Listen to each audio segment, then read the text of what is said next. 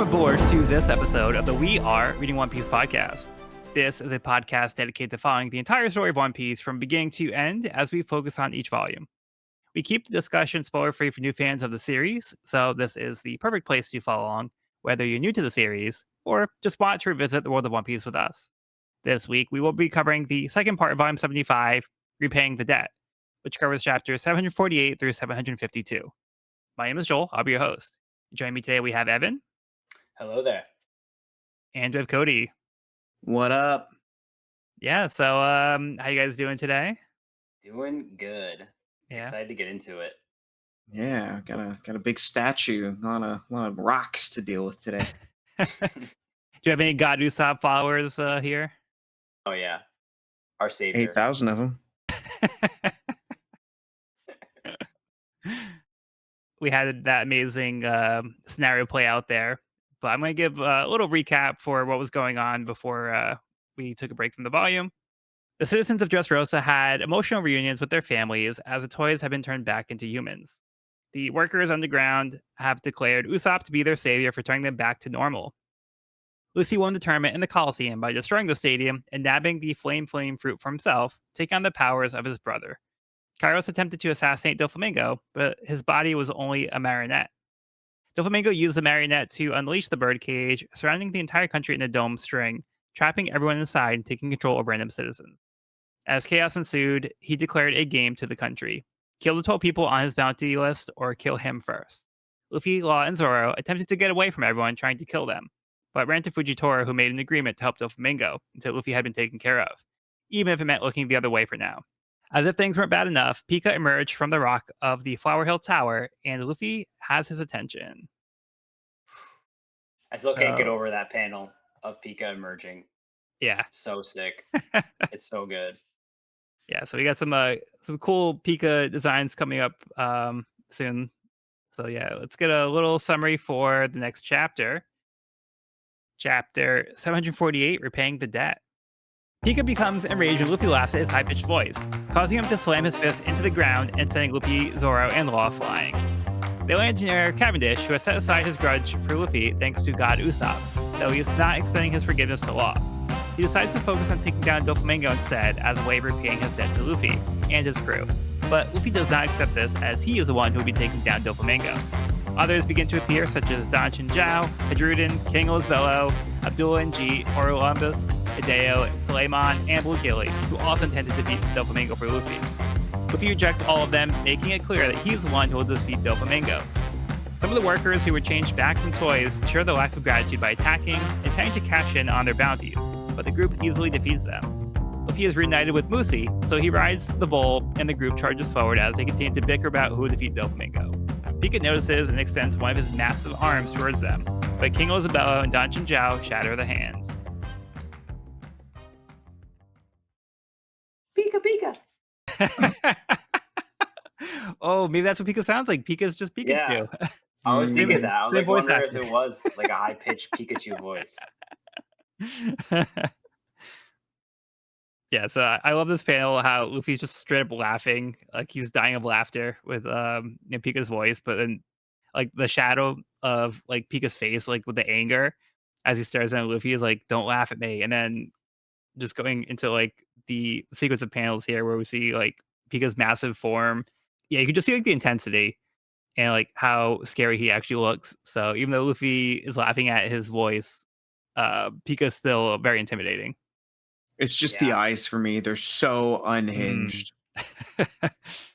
The audacity. Like, he's literally laughing at a mountain-sized human being.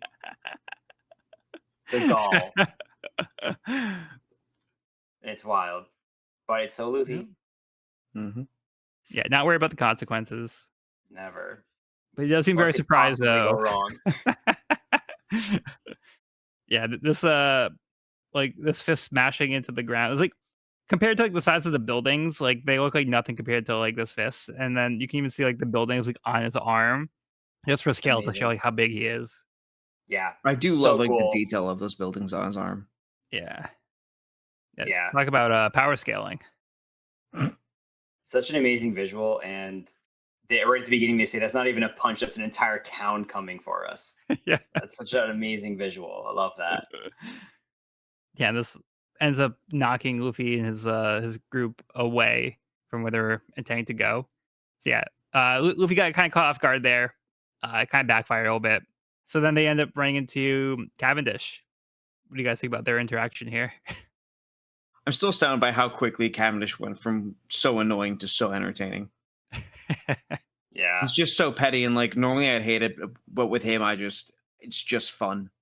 Yeah, I like how he's still not fully letting things go, where he still sees it as like a slight towards him. Like, he takes it very personally that people are more famous than him, even though they mhm. had no idea who this guy was. It wasn't an intentional thing, but he still sees it as like a personal attack on him. He seems to at least have given Luffy a little bit of grace here, thanks to Usopp, but he's still mad at Law. So it's funny that he's still targeting Law during this interaction here. I There's love a how Luffy scene where he gives steps the in hat. and oh yeah, Like, by the way, Trafalgar, isn't this your hat? It's like, just stick your neck out so I can give you your hat. Just put it right with the here. gleam, with the gleam in the eyes. Yeah. I also love Luffy insisting that Law is on his crew. Yeah. Yeah. That's so And Law funny. insisting he's not. Yeah. Love that. Well, we do know that Luffy, he chooses who joins his crew. Like, they don't have a choice in the matter. So, Yep. True. I guess it's canon. Yeah.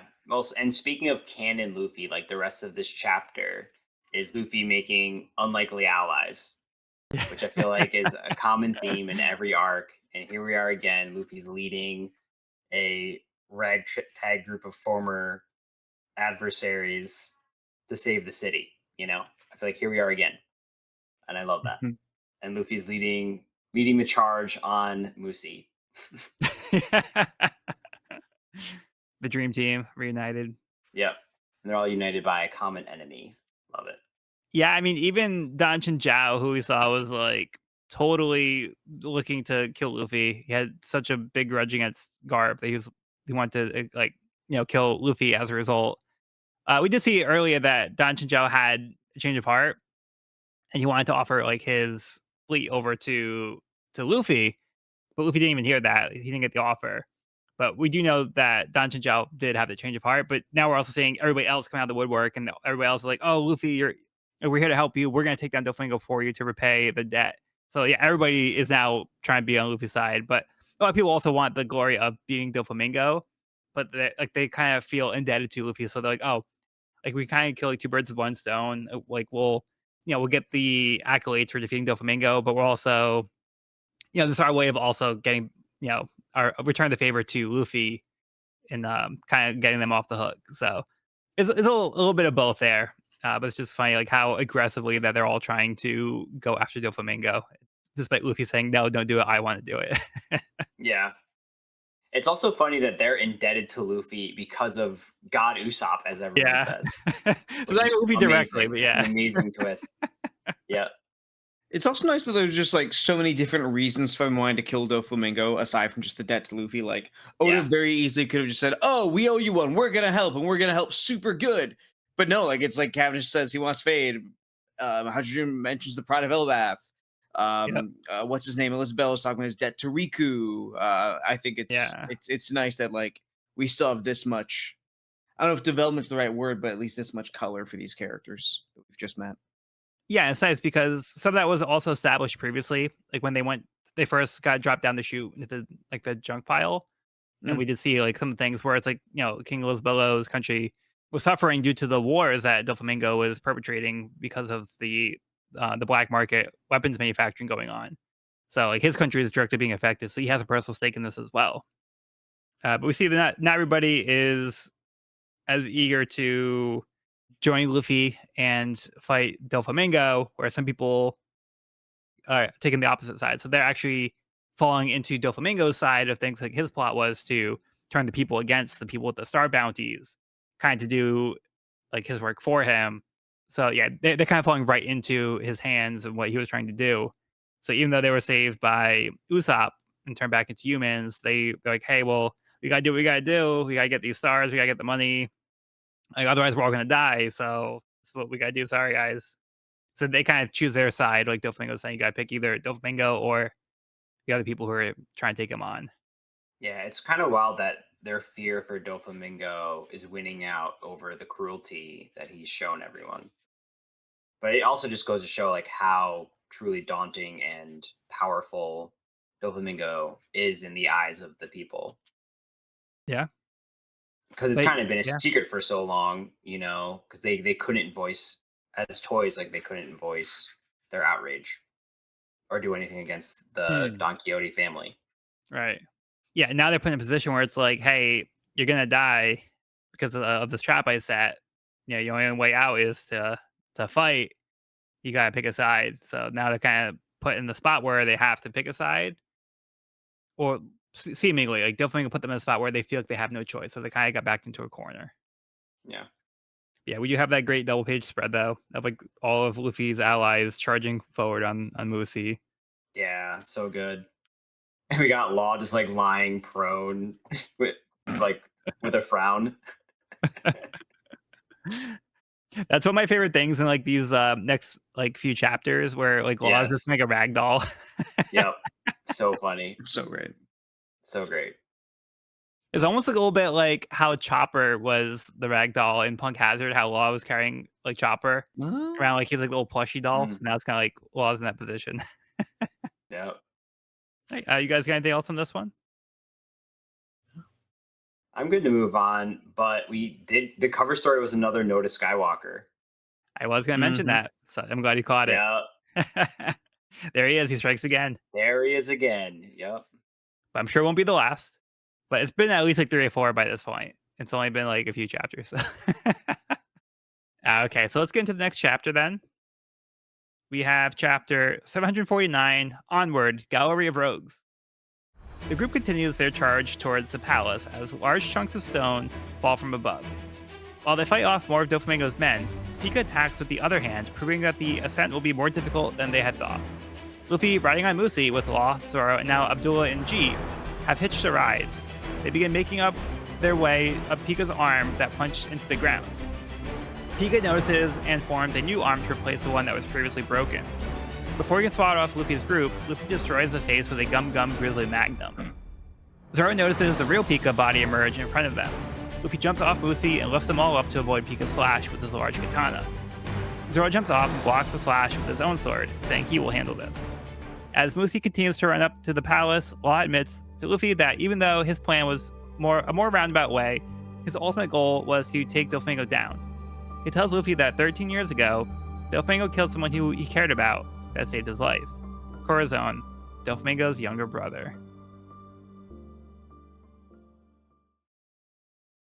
Wait, what? This is a wild reveal. This Mhm. Crazy, right? and this has been teased and teased. Did not see that coming. Yeah, there's a lot to unpack here. Yeah. Yeah. So that is the Korra that Law had mentioned previously, which is why I was saying before is I thought it was weird that they initially had spelled it with the K in my translation, but they had Mm, corrected it later to CLRA. So it made more sense the way that they changed it later because the name would have been Corazon that was being abbreviated. So gotcha. yeah, but I mean, there's got to be more to it though because it was Doflamingo's younger brother. So why did he kill him? And like, what Killed was his his own. connection to Law? Yeah. And Law says that Corazon gave him his life. Mhm. And obviously we see like the heart emblazoned everywhere. Like it was clearly an influential person in Law's life. 13 years ago is a long time ago though, because like how old is Law? He's like 24. I mean, he must have been really young when this happened, I would imagine so. Yeah, like 10 or something. yeah, Actually, I yeah, would so say I just probably double about that. checked. He was 24 at the start of the series, 26 right now after the time skip. So he was 13 years old 13. when this happened. So literally half Yeah. his life ago. Wow. And Durfee murdered his own younger brother. Yeah, so I guess that Wow. also gives us an indication as to about how Doflamingo treats his family, or in this case, his found family. But Hmm. now we also see how he treated his actual brother. We saw how he treated like his father. We know what happened with him and his father, it's, like on a very general sense. So, like, we see that if you're actually related to Doflamingo, it doesn't seem like a good track record, but he seems to generally care about his found family and people that he's taken into his life. So there's something that's going on here that Doflamingo took action against his own younger brother. Yeah, this is wild. And it's also No, like telling that Law continues to like he's wearing the jacket specifically that says Corazon. It seemed like maybe as a way to like, honor the person that was killed that he cared about. Yeah, it's so interesting. And it was like before now, I was always thinking that the heart theme was because of Law's ability and like the taking of people's hearts. And that was why Hmm. he had the Corazon and like all the heart insignia. So this is an interesting twist. Yeah, there's another layer to it. Yeah.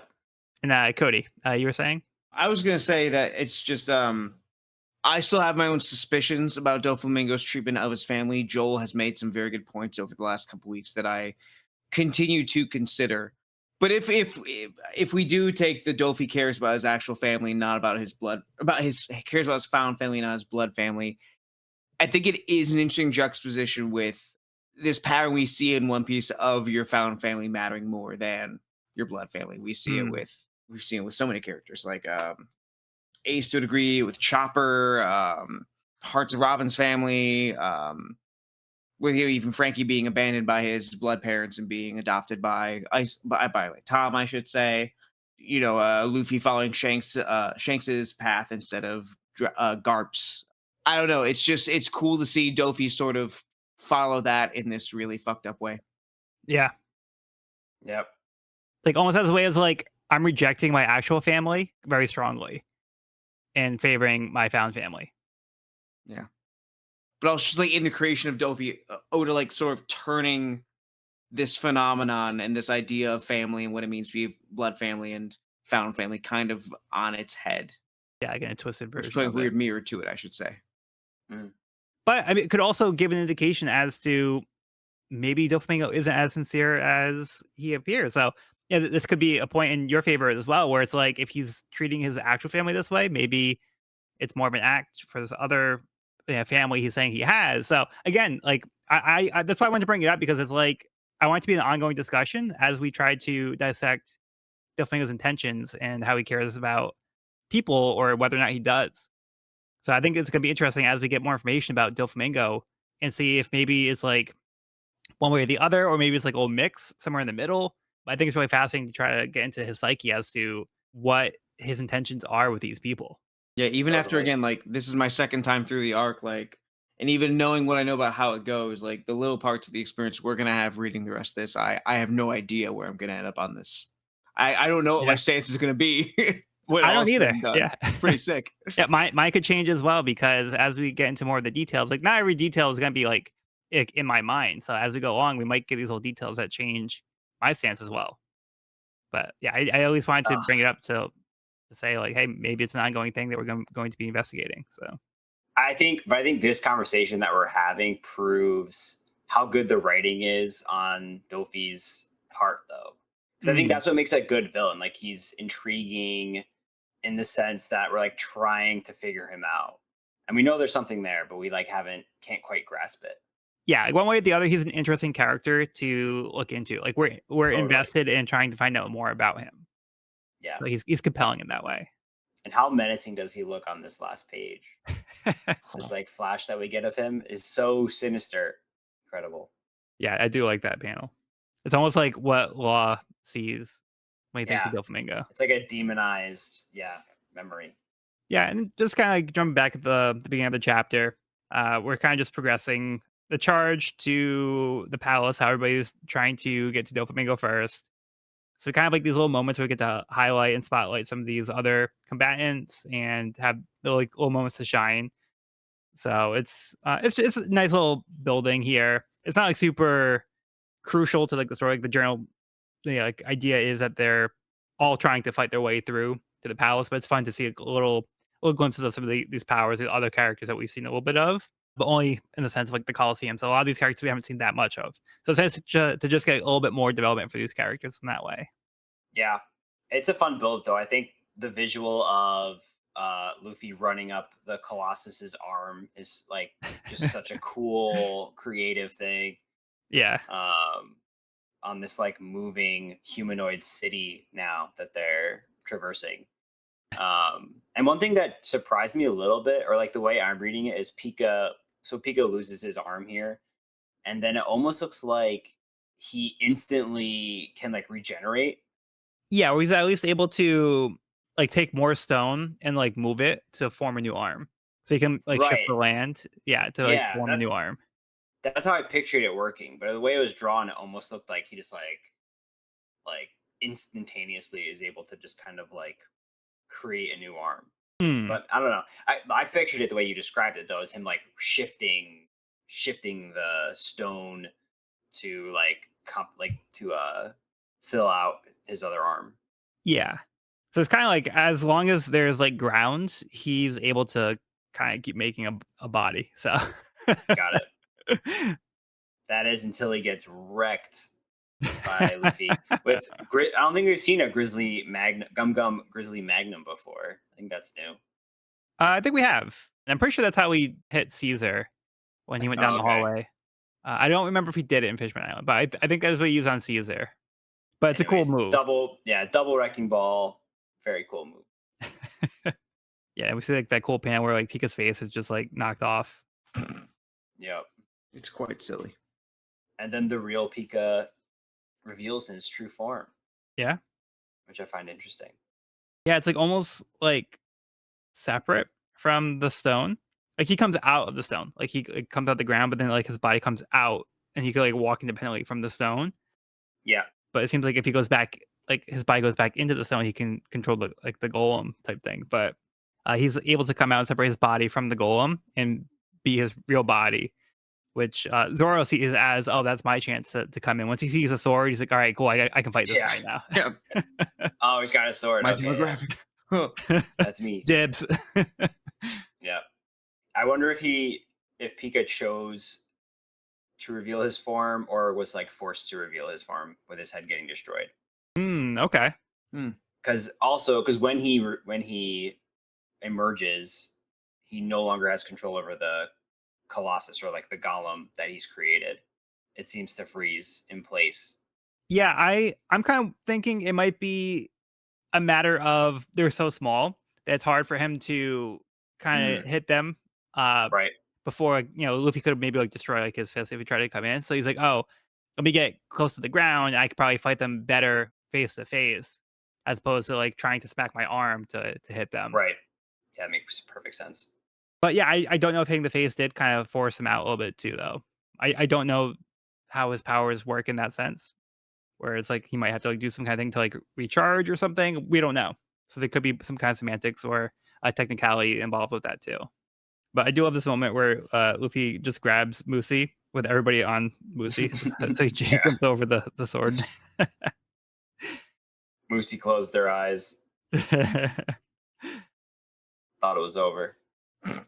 He's literally giving Musi like a piggyback ride. Who's giving a piggyback ride to Law and Zoro. Yeah. Hey, you guys got anything else on this one? That's all I got. I genuinely enjoy Abdullah and Jeep, and I didn't expect to like care about them at all. It's just fun seeing these two mooks just experiencing how fucking crazy Luffy and Zoro is. Oh yeah, I see. They work with our god. This makes sense. I get it. Yeah, they kind of just like insert themselves in. Like they try to make themselves like more important by jumping onto Musi and like coming along for the ride. So it's like, oh yeah, we're part of you guys too. Like we're like here for the ride. Like we're going to help you take on Doflamingo. So it's like, yeah, they kind of insert themselves in the situation. I think it's just funny that they're just kind of there and like, hey, what are you guys doing here? Like we don't need you. Like, oh, crazy. Yeah. They're very silly. Yeah, so that is a nice little addition to the sequence here. Yeah, I'm really excited about this Corazon development. Oh, we have hopefully more to look forward to, but not yet. So for right now, we're going to move on to chapter 750, Flashpoints. The rest of the former Coliseum combatants notice Pika has stopped attacking, so they use this opportunity to try to get to the palace. On one of the upper tiers of Flower Hill, some of Doflamingo's officers have gathered, prepared to fight off anyone who approaches. Kairos also tends to reach the palace, fighting his way through Doflamingo's henchmen.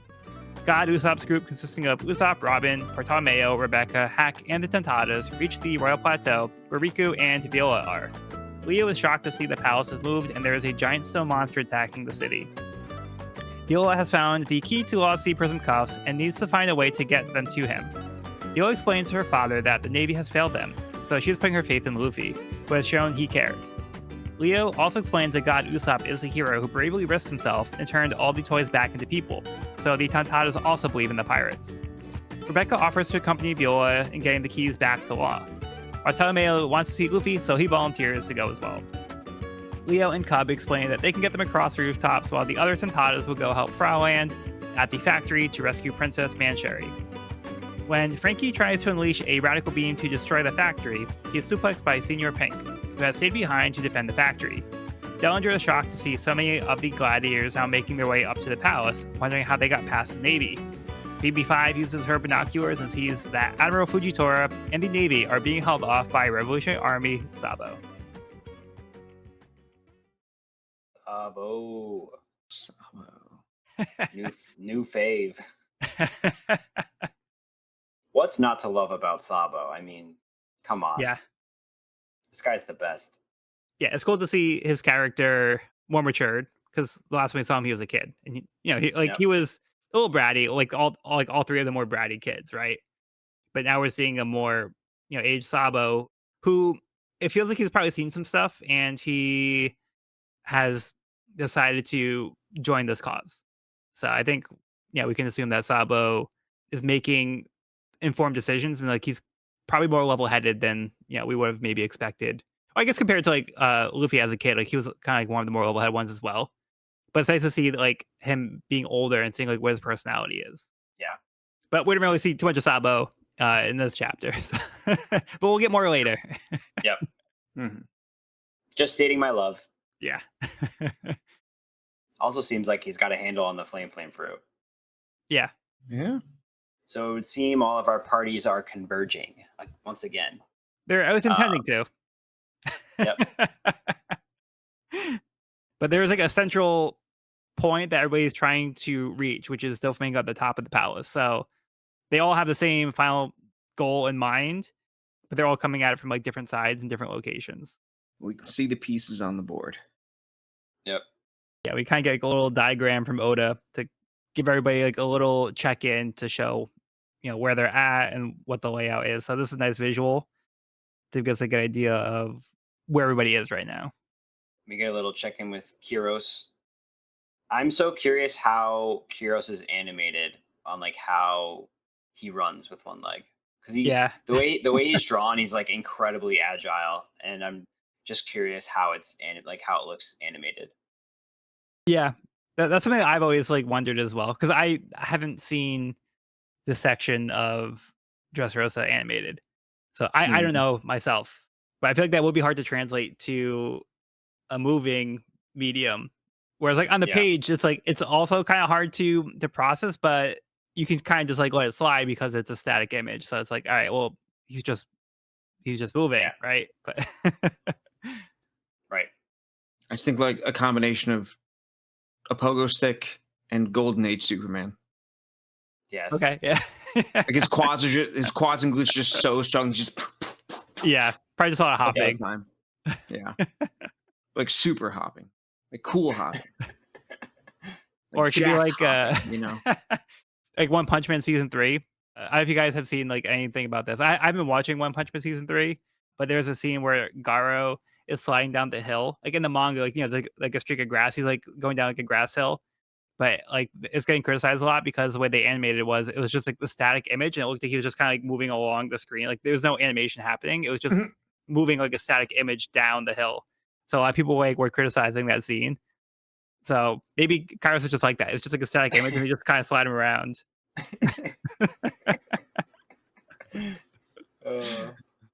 It's like the paper theater where like the floor has like the little channels in it, and you just move the stick around. And Kairos' one leg is the stick. I do love just seeing Kairos' empathy here, because like he is someone who has been through so much and has so much personally that's rooted in the trauma of these last 10 years. but him understanding like, nope, I see where they're coming from. Mhm. I've got to work harder, but like Yeah. I'm not gonna get mad at them for doing what they have to do. Yeah. Yeah, because here they say, like, it's not even the money that they want. They're saying this is our best chance of survival. If, like, we beat you, then, like, then we get to live. We have no choice but to go after the 12 of you because of convicts. So they're kind of falling into, like, the Flamingo propaganda. It's like, "Oh, yeah, you guys are the enemy." Like, "Oh, yeah, you guys did something wrong, so you gotta get brought in." But, Well, yeah, they're always admitting it's not about the money. They just wanted to live. right. Like they think they're in the Coliseum, and that's something that Curious can relate to, having Yeah.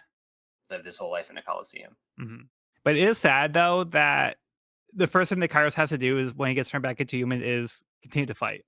Like, his Mm. Yeah. whole life, it just seemed like he's been having to fight, Yep. and, yeah, he's just going from one battle to the next. Even as, like, as a toy soldier, he was still fighting, but it's different now because, like, even though he's back to being a human, like, he's not able to enjoy being a human again. He has to continue the fight to, like, take down Doflamingo and try to make things right. So he can hopefully try to live, but, yeah, he's still stuck in the situation.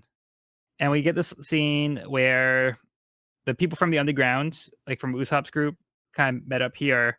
One thing I was a little confused by is how Viola has the key to Law's sea prison cuffs because Yeah. wasn't it destroyed by Doflamingo? Didn't he cut it in half with a string?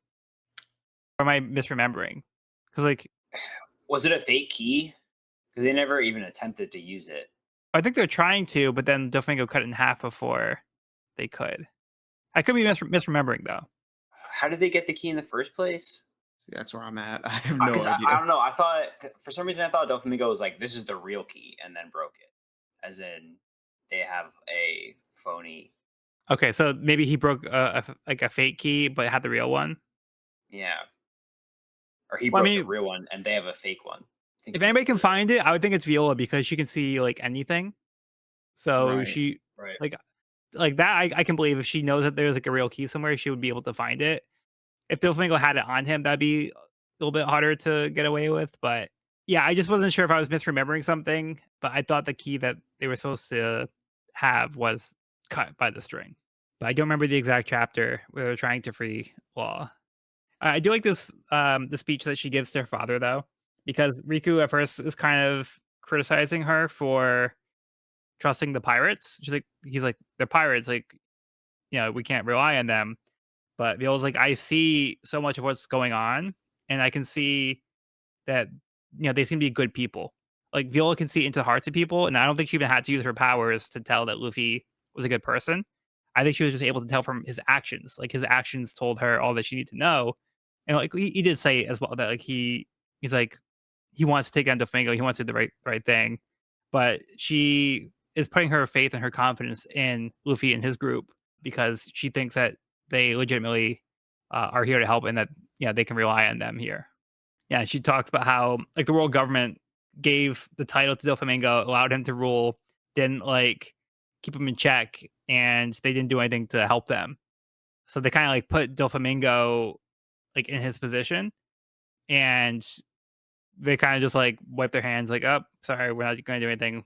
Can't help out." So yeah, it's like she's saying it's like their fault that they're in the situation in the first place because Doflamingo can do whatever he wants. Right.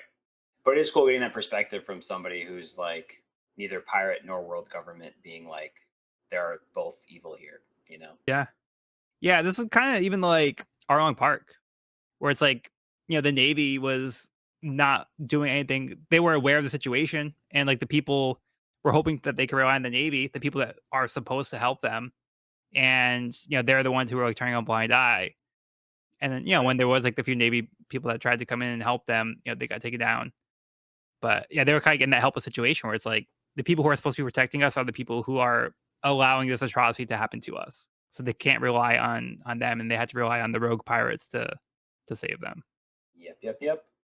Also, another weird thing I noticed is that they changed the spelling of Mancherry. Did they? Yeah, I did go back to confirm because before they spelled it Mancherie. Now it's Mansherry. Hmm. Are you still reading on the paper volumes or online?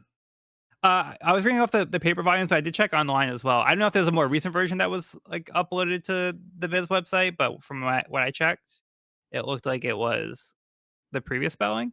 The last time this came up was chapter 726. I don't know if you guys have that readily available or not. Let me see, because I'm reading online right now, and this version of the current chapter has the MANSH spelling, which say their chapter was 721.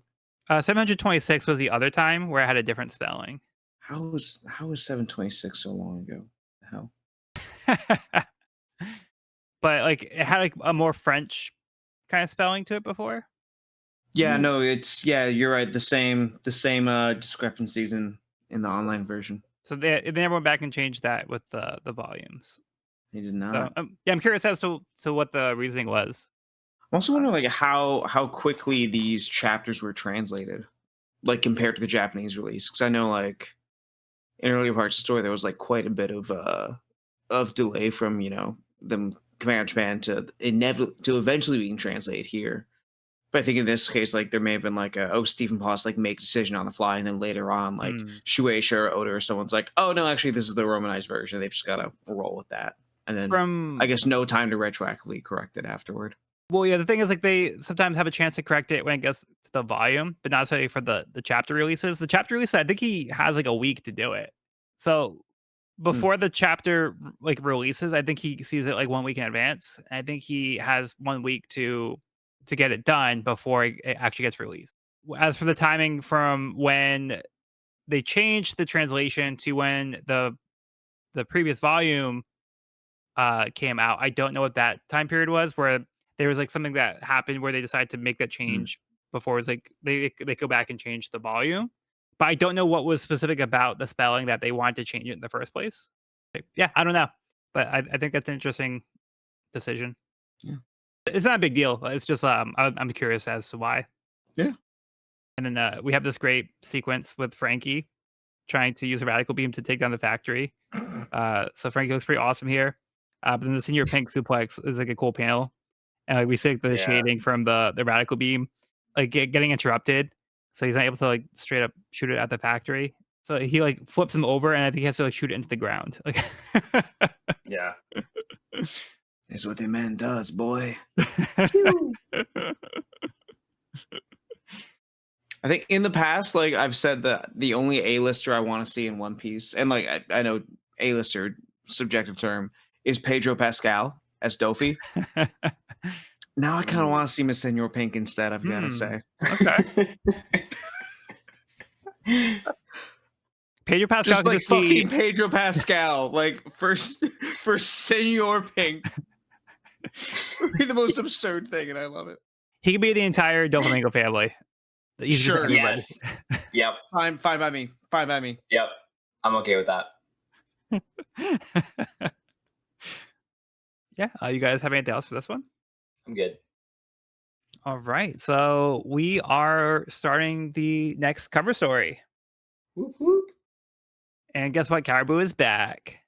Aww. Just kidding. Yeah. 100% less Caribou in this time. So Thank God.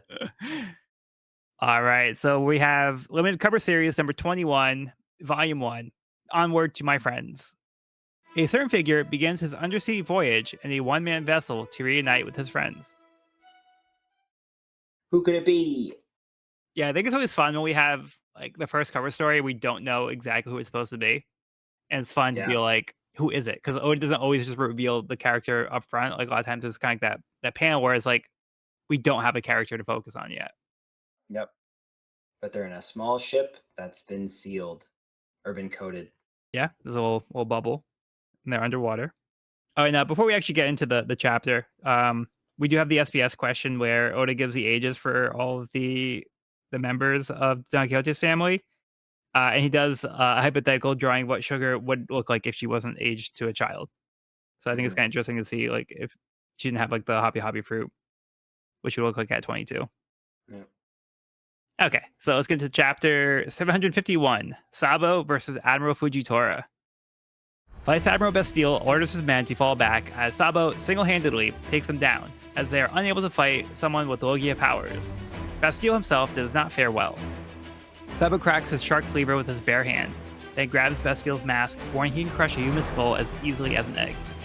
Fujitora attempts to drop a meteor on them, but the birdcage is too durable and cuts the meteor to pieces that begin to rain down wider than he intended. Sabo has defeated Bestial. Fujitora recalls that Ace was a sworn brother to Luffy, and he asks if Sabo claims the same. He tells him he does, and they shared ritual cups when they were younger. He declares that if Luffy ever needs his help, he will rush to his aid.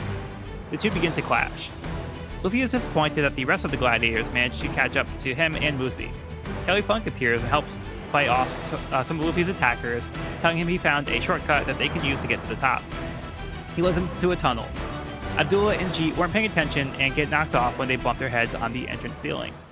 Luffy gets a call from Robin on the transponder snail. She tells him that they have the key to Law's cuffs and they are on their way to deliver them. Unfortunately, Luffy soon realizes that they were led to a dead end as this was a well on its side, so they get stuck in water. To make things worse, Doflamingo appears from behind. Okay, so do you want to start with Sabo? Yeah. Sabo has dragon claws. How cool. How thematic. Also, it's cool. Like, we've already seen his armament hockey powers when he was fighting in the arena. Yeah. And so it's kind of cool to see them here with these dragon claws. Where I'm assuming he's using like an armament hockey on his hands and then is able to stop and shatter the Navy general's sword, the shark cleaver. Just snaps it with his bare hand. Pretty Yeah. cool. Yeah, I'm assuming he is using armament hockey. It's hard to tell because he's wearing a glove. Because normally we would see the visual representation, but it does kind of look like in the panel where there's like the crack with the blade breaking. If you see like his wrist, I think it is trying to show like a shading of the Yeah. armament hockey. So I think that is the intention. Yep. That's how I read it as well. Yeah, it's like Oh, and consistent throughout the rest of the page too, I'd say. Even page before, when you see like Sabo and Bestial squaring off, the one hand in the foreground definitely has that shading on. Oh yeah. Okay, yeah, you can see Yep. that because that's his actual arm there. Yeah. Didn't And know those until you kinda said like- it, but yeah. Yeah. Just like the way the hand's kind of like highlighted too, it does kind of it's giving off vibes like he's trying to use armament hockey, even though it's a black glove. It's not visually clear, but it does feel like Yeah. Oda is trying to portray that as clearly as he can through the glove. Because I mean, we already did see it clear as day in the arena, like Yeah. him using armament hockey on his hands, both hands, when he smashed the arena. Yeah. But pretty cool seeing him fight here. He's not even using the flame fruit. He's just Yeah. brawling. Well, I guess he That's- does use it to dodge the bullets, but like not offensively. Oh yeah, but like he's showing that he didn't need the devil fruit to be a strong fighter. It's not like Yep. he's relying on the devil fruit. He was already strong before he had the devil fruit, Yep. That's true. That's how he got the devil fruit in the first place. right? Also, I don't remember where we landed with Fujitora's meteor abilities. Remember we were like contemplating whether he was ripping just like chunks of earth Hmm. out of the ground and just like flying them up in the air. But here we see a meteor that's coming from outside of the birdcage. So Yeah. it has to be him pulling matter from space. That's He's what I just- think. He's just gravity, just pulling asteroids out of the sky, out of this. Yeah. Or he has to like pull it Which from the moon. means- And dropping them with pinpoint accuracy. No, Joel's completely right. He's gonna pull the moon, and Enel's gonna fuck Doflamingo's shit up. Yes. Spoilers. No, we can't say that yet. I just ruined it. He doesn't know, but he doesn't know if I'm giving him bullshit or not. That's the beauty of it. It could be Now he completely does. true. It could be dumb. All right, Evan, do you think that's going to happen? Absolutely. He's Okay, definitely see- pulling the moon.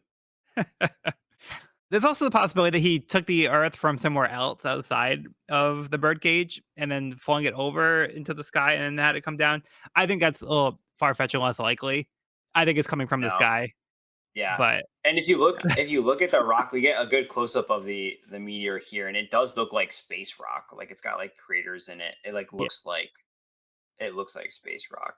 yeah, it does look But does good. that mean he has a limited amount of ammunition? Like, is there a asteroid belt that he's pulling from that will eventually run out of asteroids? I feel like it's one of those things where it's like don't think about it too hard. No, yeah, I know. Um, I was just no, but like it is like a thing where it's like it seems convenient if there's always like an asteroid or like a meteor from to pull from space that's always passing by. Like, does he have like infinite meteors just like pull from? Like, yeah, I don't know. Or is he generating them or something? Like, I don't know. Um, yeah, hard to tell.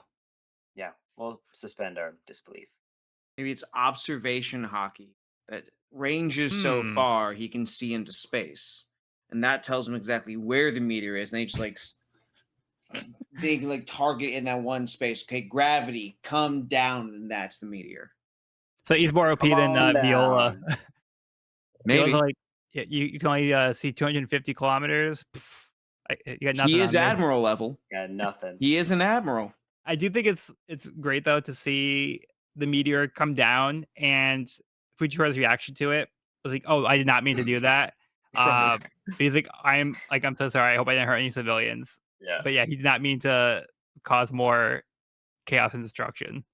What did he say? He made some like offhanded comments that were pretty funny. Yeah, it's like, just tell us when you're going to drop a meteor, Isho. He's like, "Pardon, folks, I dropped one." No, before you do it. That was pretty good. Pardon, folks, I dropped one. Yeah, it's cool seeing Sabo like pretty easily defeat Vice Admiral Bastille. Like it wasn't even close. Yeah, was not even close. It's like the cool panel, like where it's just like Bastille's mask and Sabo's in fire form, and he reappears holding the broken mask and crushes it. Yeah, very cool. And what do you I guys also think love. of? Sorry, go ahead, Cody. I was gonna say I enjoy the fact that Sabo is still getting used to the fact that he has a Lokia. He's like, Yeah. God, I just keep dodging everything. Gotta get used to this. I'm too good. I really don't need to worry about that. That's crazy. This is too easy. Yeah. Yeah. Damn, I guess I'm just like totally OP. Like nothing can hurt me. Bonkers, guys, right? Silly me trying. But there's this nice moment when like Sabo flashes back to it looks like finding out Ace dies and processing some sort of trauma related to that. But there's a second where Isho like takes a second, considers, says, "Good, maybe it's not worth asking." And so I was like, "Ah, you don't really give a shit, dude." And Isho just says, "Well, it's not like I have drinks. It's not like I have something for us to shoot the breeze over." Which is just it's still a sort of like it could be interpreted as like a sort of a jokey half answer, but like it's more than I feel like a lot of other characters would say in that situation. So that was very nice. Yeah, Yeah. but I It's like very charming of that. him. Yeah, and I like that Sabo here says like that he has a strong bond for his brothers. You know, they share the ritual cups. He tells them about that. But he says, you know, keep in mind if Luffy ever asks for help, I will raise to the side wherever he is, no matter my position. So he doesn't want to experience the loss that he already experienced with Ace, and he wants to do everything he can to not go through that with Luffy. So he wants to be like a good big brother, and if Luffy ever needs his help, he wants to be there. So he's like, I'll drop whatever I'm doing, I'll go help Luffy. It's very endearing to know that Sabo has that level of commitment and care for his brother, and he's willing to do anything he can to help him. Yeah, the fact that Sabo is now like holding his own against an admiral is also kind of showing, you know, that he's somebody to look out for. Like he's not a pushover. Yeah. I mean, Vice Admiral Bastille, like he didn't really stand a chance. Yeah, I think it's funny. You know, Luffy's still continuing his ride with Musi, but like everybody else caught up to him too. So he's disappointed that everybody else is now there too. He's like, I thought we lost you guys. I thought we had a head start. Thought I was winning. So it's very competitive. We have the return of the Funk Brothers. I was pretty excited to see them. Oh Yep. god. This is still the most messed up devil fruit there is. Yeah, so they get directed into this tunnel, and you know when they get to the end, it turns out it was just a well that got shifted because of Pika. So it was a well on its side, and the Yeah. water was at the bottom.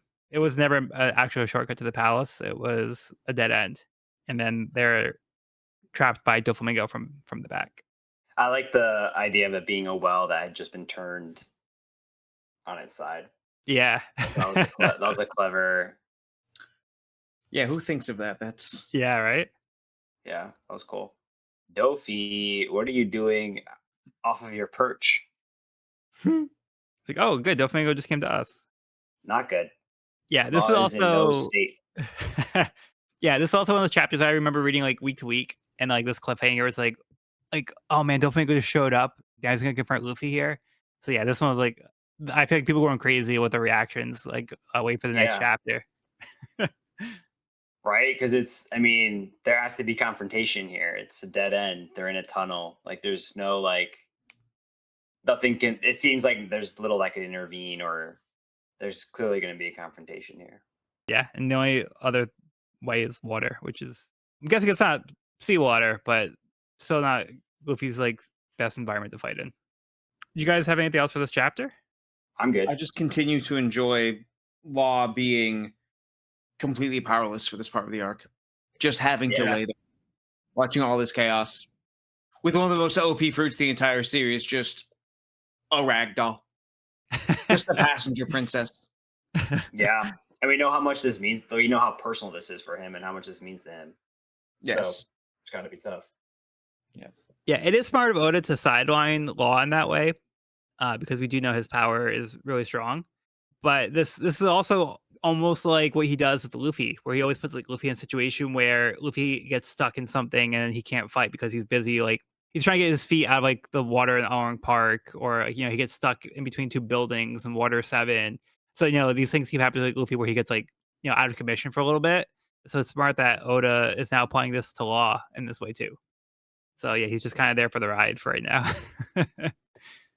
Yeah, he's kind of just along for a ride, but I wonder if even if he wasn't cuffed, like I wonder if he also would kind of just be along for the ride, not using his powers because like before, he knows that Dofi's at the end of the tunnel or at the end of the line, and he's going to want to save as much of his power for confronting Doflamingo as possible, kind of like he was doing before his hand was forced. But I don't know, I had a random thought. What do you think that so right now Law's been resting this whole time while he's been cuffed in the sea prism. Do you think that that would count as him like resting his abilities, or do you think the sea prism stone is keeping him from regaining? like a Do you know what I'm trying to recharge. say? Yeah, like Yeah. like is it stopping him from recharging his abilities, or do you think that he's actively resting and recharging his abilities even with the prism? That's a good question. I don't know the answer to that. Because we do know that he like takes time to recharge after using Yeah. Hmm. exerting a lot of power. Yeah, I'm not sure. He did mention that. But they are in a situation where they're face to face with Doflamingo. So it's like if Law is going to use his powers, I think now would be a good time to be able to use them.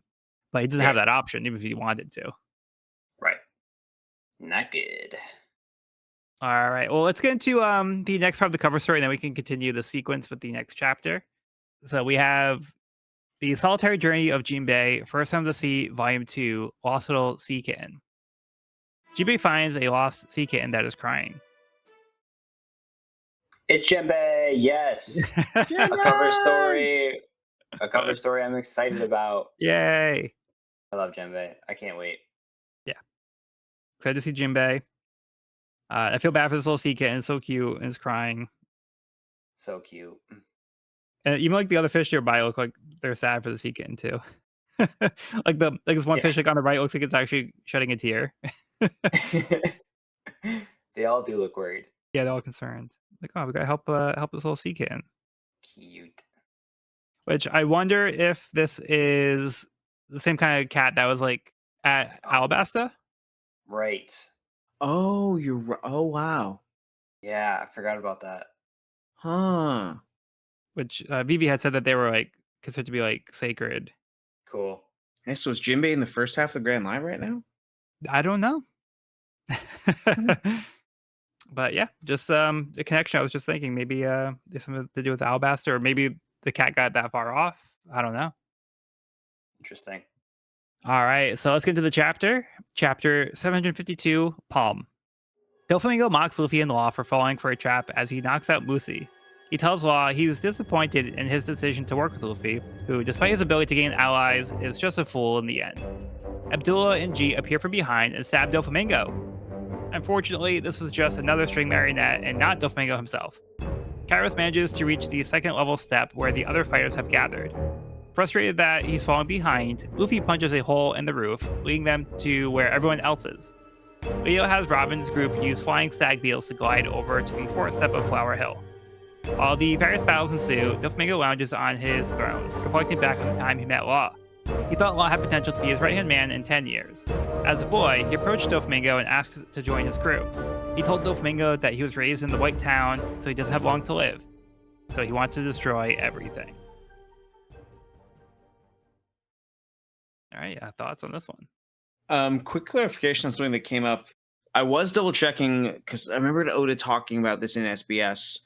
Apparently, according to Volume 41, it's not about whether it's freshwater or seawater. Quote, people who have eaten the devil fruit are hated by the sea and cannot swim. The sea here can refer to anything from rivers, pools, and baths to any kind of standing water. On a worldwide level, they are all the sea. And it looks like it's they're like completely paralyzed. Yeah, they're completely paralyzed if like their entire bodies are submerged in the sea. And with like less than half the body, they can like still be moved, but like they're still in a rough spot. Mm-hmm. And so apparently it's and he said that a lot of devil fruit users, for example, take showers instead of taking baths for that exact reason. That's right. Regardless of salt water or fresh water. Yeah. So if that helps navigate how Luffy is getting all fucked up by this well water. It does. 100%. That explains it. Yeah, because I remember the SBS about the showers, and it was like that must be affecting them as well, just to have to stay clean.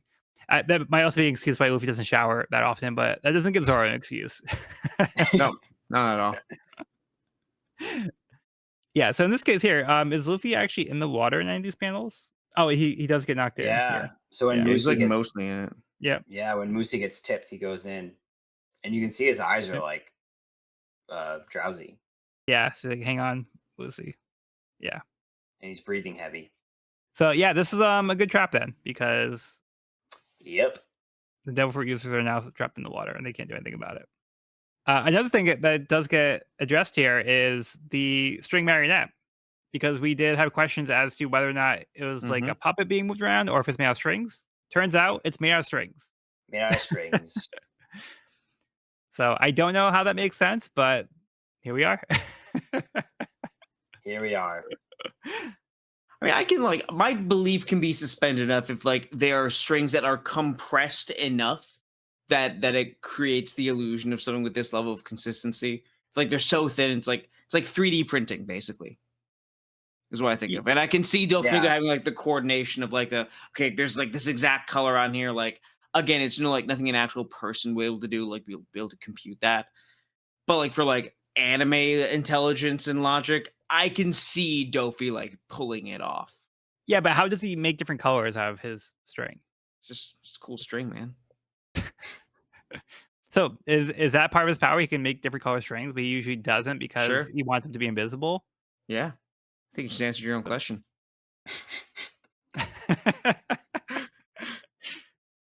Yeah, that's crazy. This is the SBS. Yeah. Well, Oda, can he just like make whatever color he wants, but he doesn't? Yeah, sure, man. Yeah. Cool. So if he can change the color of his string. We literally started this question by talking about like Oda's like explanation of the SBS, and then we have a new SBS style explanation for something else in the chapter. Sure, man, go for it. Yeah, but then at the same time, he can also make different textures as convincing, like out of string. Like it looks like skin. Like, yeah, bro. Or a feather jacket. Yeah. Or an entirely flamingo feather jacket. Hey, trust me, I want to be able to justify this as much as possible. I just have a hard time being able to explain how the string can do this. It's one of those things you have to kind of like, again, not think about it that hard.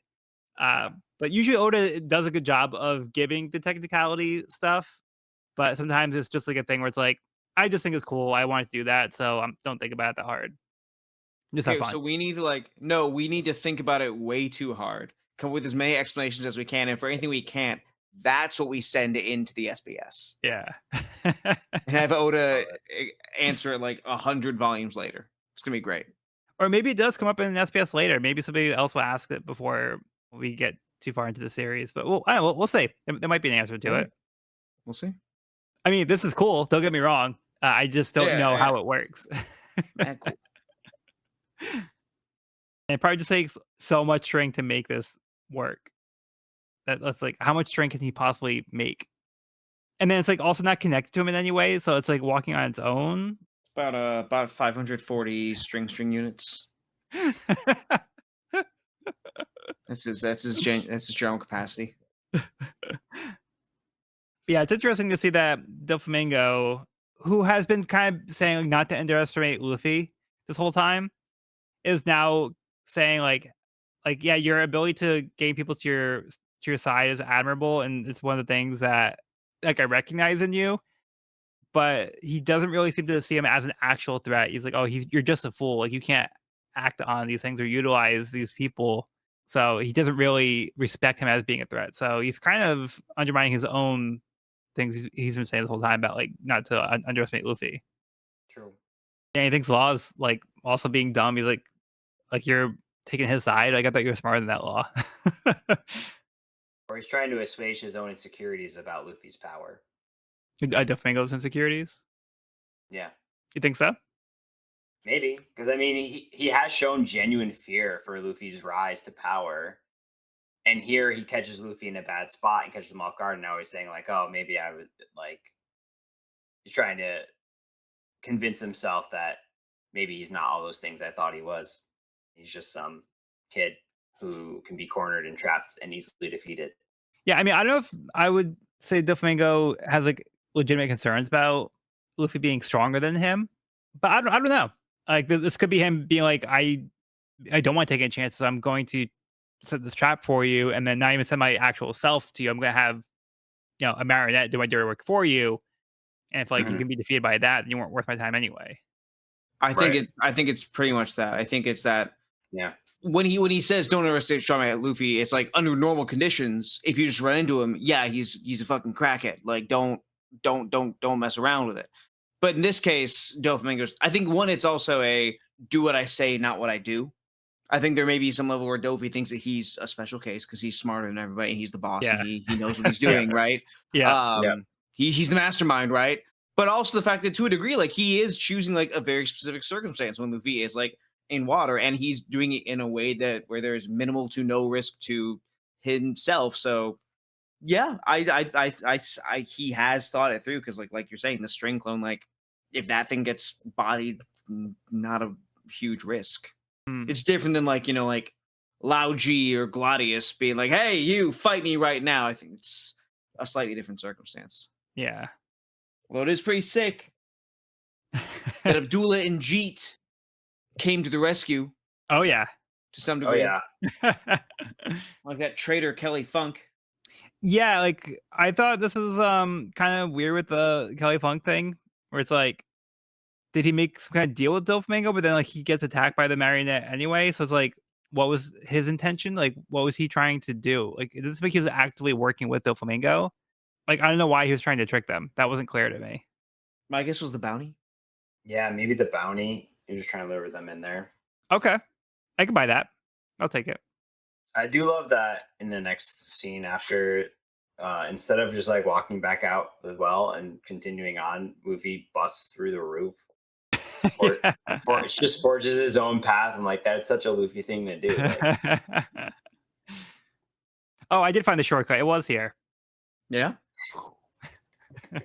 and that's why you don't who said underestimate this Luffy. Yeah. wasn't Yeah, and then the rest of the chapter is kind of just like everybody else is kind of doing their thing. battles do be battling. We have Robin, Bartolomeo, and Rebecca flying on the stag beetles to get to the flower field to join the fight. And then we have like Frankie continuing his suplex battle here with Senior Pink. Zoro fighting Pika, Sabo fighting Fujitora, and Doflamingo chilling on the throne. And then we have this last page where we have this little flashback to Young Law. Yeah, I was raised That's in gonna the be insane. White Town. That doesn't ring a bell to me. Should it? I'm gonna say no. I I think don't it's the think so. first time it's been mentioned. Interesting. I don't know about y'all, but I'm certainly ready for Law backstory. I am very down for Law backstory. Well, hopefully we'll get some. I mean, 'Cause I yeah, have I got a questions. lot of questions about this kid who's strapped with hand grenades across his entire body and said he wants to destroy it all. Yeah, I've right? got I've got questions. Yeah, you're saying he doesn't have, much longer to live. Right. So, it seems like, he feels like, "Oh, life's not fair. I'm gonna take out my anger because my life's being cut short. I'm gonna take out as much as I can with me." Mm, So, like, he's got these grenades and it seems like interesting. kinda, like, self-destructive, you know? Mad angst. Yeah, and he specifically says I don't have much longer to live, but earlier we heard him say that Corazon gave him life. Okay. Hmm. So it could definitely be something to connect those two. I think that's related. Okay. Yeah, I can't wait to get more backstory. Yeah. But it's interesting because Law approached Doflamingo. Yeah, So he's like, "Hey, that's I wanna true. join your crew." Yep. Yep, and that's where we leave it for today.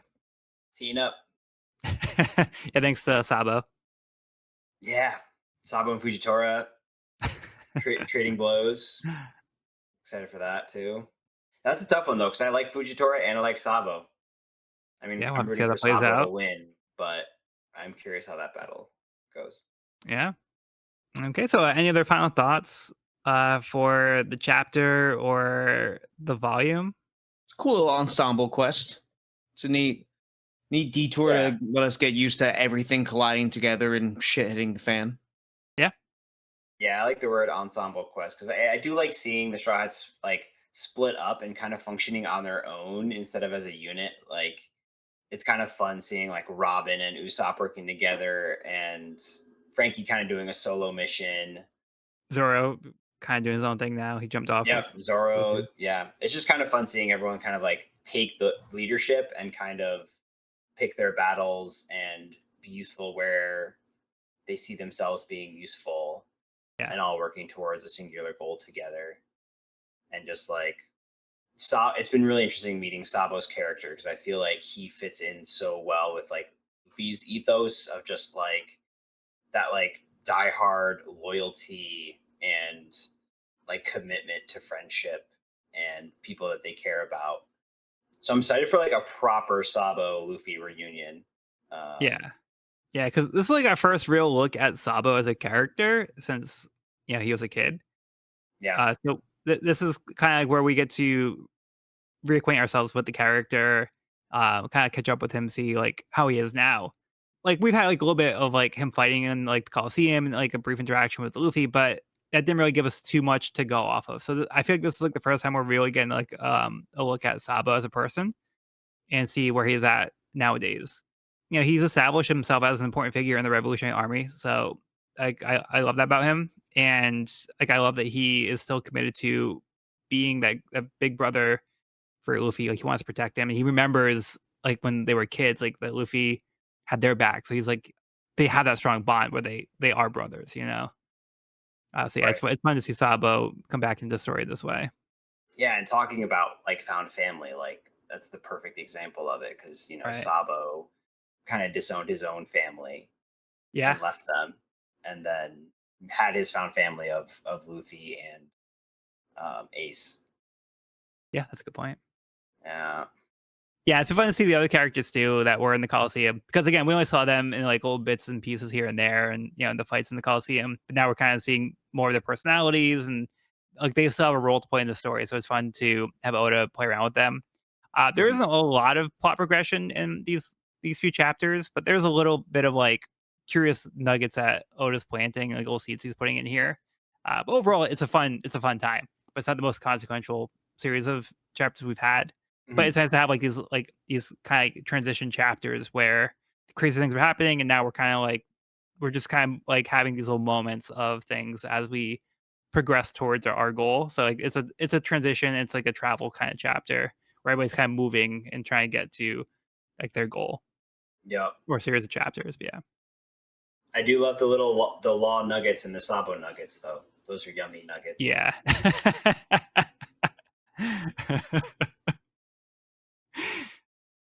Okay, you guys got anything else? I'm good. Okay. In that case, that will conclude this week's episode of the We Are Reading One Piece podcast. You can find this episode wherever podcasts are found at We're Reading One Piece Podcast at buzzsprout.com or on YouTube channel at We're Reading One Piece. This is a spoiler-free channel up to where we record the podcast. If you're new to the series, you can visit the channel there. You can also find me and this podcast on my YouTube channel at Pirate King Codex for more One Piece content. If you have any questions, comments, or feedback, you can reach us at werereadingonepiece@gmail.com. We love to hear from listeners, so if you're enjoying the show, or if you have any suggestions on how we can make it better, let us know. Next episode, we'll be starting Volume 76, Just Keep Going. I've been Joel, and I've been joined by Evan. Thanks for listening. And Cody. Friendship with Kelly Funk ended. Abdullah and Jeet are my best friends now. All right. Well, be sure to bring along all the hopes and dreams, and we'll see you on the next episode.